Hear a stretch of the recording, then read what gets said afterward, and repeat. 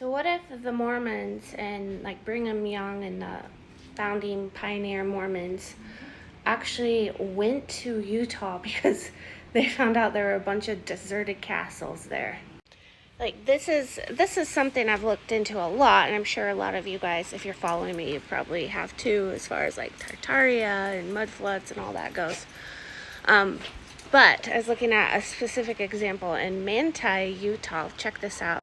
So this is the castle in Manti, Utah. I mean, the temple in Manti, Utah. Here's another picture, and there's another one. So, I mean, there's gorgeous temples like this all across Utah. I mean, I've looked into the Salt Lake one, and it's highly suspicious as well. But this one's really interesting because Manti is just this tiny little town kind of out in the middle of nowhere. And the population there has never been more than about 3,500. I mean, it's only, back in the 1800s, the biggest the town was around 2,000. So it's not a big place.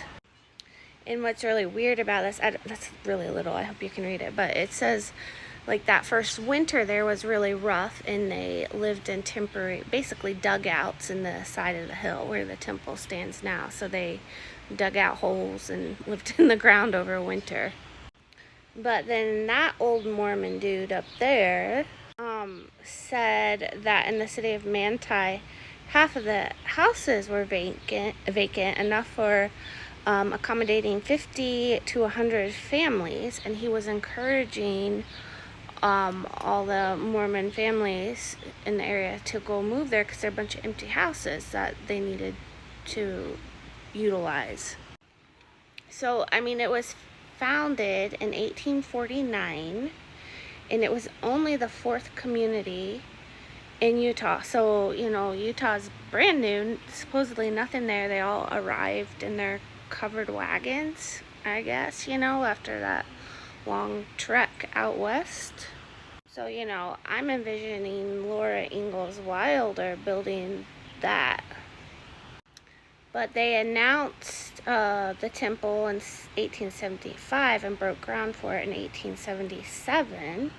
And that big castle building was completed in 1888. So let me do the math.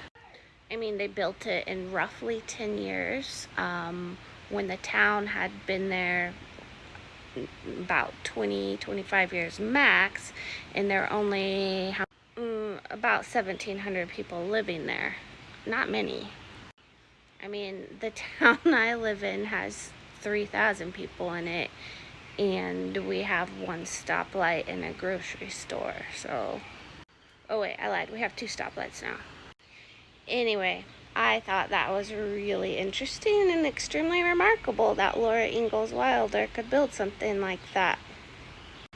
And, I mean, I know there's other temples in Utah that have a similar storyline. So I just wondered if any of y'all out there, especially Utahns who live there, what other info you can add to this story, because I'm really curious about it.